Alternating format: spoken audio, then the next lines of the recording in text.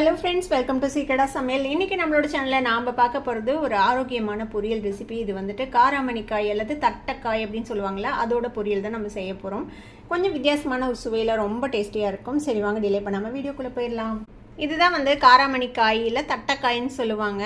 இது வந்து இந்த மாதிரி கொஞ்சம் நீல வாட்டில் வெட்டி வச்சுக்கோங்க. இல்லை உங்களுக்கு பொடியாக இருந்தால் பிடிக்கும்னா அந்த மாதிரி நீங்கள் வெட்டிக்கலாம். இந்த மாதிரி நான் வெட்டி வச்சுருக்கிறேன். இதுக்கு வந்து கொஞ்சமாக வெங்காயம் இந்த மாதிரி சாப் பண்ணி வச்சுருக்கிறேன். கொஞ்சமாக கருவேப்பிலை.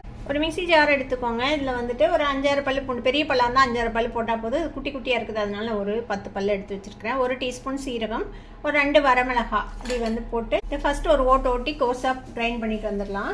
இப்போ இது மாதிரி கோர்ஸாக அரைச்சாச்சு. இப்போ இது கூட ஒரு 2 டேபிள் ஸ்பூன் அளவுக்கு வறுத்த வேர்க்கடலை சேர்த்திக்கலாம். இதையும் ஜஸ்ட் ஒரு சுற்று பல்ஸில் விட்டு எடுத்துகிட்டு வந்துடலாம். கோர்ஸாக நம்ம வந்துட்டு பொடி பண்ணி எடுத்துகிட்டு வந்துடலாம். இந்த மாதிரியே அந்த நிலக்கடலையும் சேர்த்து இந்த மாதிரி பொடி பண்ணி எடுத்து வச்சுக்கோங்க. கொஞ்சம் கோர்ஸாக இந்த மாதிரி தான் இருக்கணும். ஒரு பேன் அடுப்பில் வச்சுருக்கிறேன். இதில் வந்துட்டு கொஞ்சமாக எண்ணெய் விட்டுக்கலாம். எண்ணெய் சூடானதும் கொஞ்சமாக கடுகு சேர்த்திக்கலாம். கடுகு கொஞ்சம் தான் வெட்டி வச்சுருக்கிறேன். இந்த வெங்காயம் கருவேப்பிலை சேர்த்திக்கலாம்.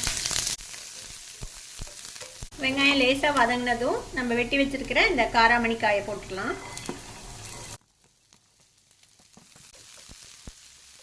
மஞ்சள் தூள் கொஞ்சம் ஒரு 1/4 டீஸ்பூன் சேர்த்துக்கலாம். காய்க்கு தேவையான அளவுக்கு உப்பு சேர்த்துக்கலாம்.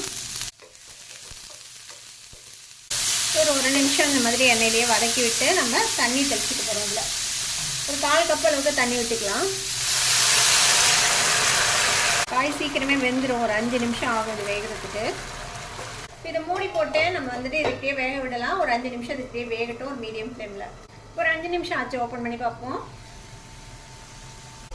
பார்த்தீங்கன்னா தெரியும், நம்ம விட்ட தண்ணி வந்து நல்லா சுண்டிடுச்சு. இன்னுமே அந்த தண்ணியை ஃபுல்லாக சுண்ட விட்டுறலாம். காய் வந்து நல்லா வெந்திருக்கும். செக் பண்ணிக்கோங்க வெந்துச்சான்னு. காராமணி வந்து குயிக்காகவே வெந்துடும். தண்ணி நல்லா சுண்டினதும் நம்ம பொடி பண்ணி வச்சுருக்கிறோம்ல, இந்த நிலக்கடலை, சீரகம், மிளகாலாம் சேர்த்து, பூண்டு எல்லாம் சேர்த்து இதை சேர்த்து ஒரு பரட்டி விட்டுடலாம். ஒரு நிமிஷம் அதை வந்து இப்படியே பரட்டி விடுங்க. நல்லா ஒரு நிமிஷம் வதக்கி விட்டாச்சு. இந்த பூண்டோட பச்சை வாசனை வந்து போயிடுச்சு. இப்போ ஒரு டேபிள் ஸ்பூன் அளவுக்கு தேங்காய் துருவல் சேர்த்து கலந்து நம்ம இறக்கிட வேண்டியதுதான்.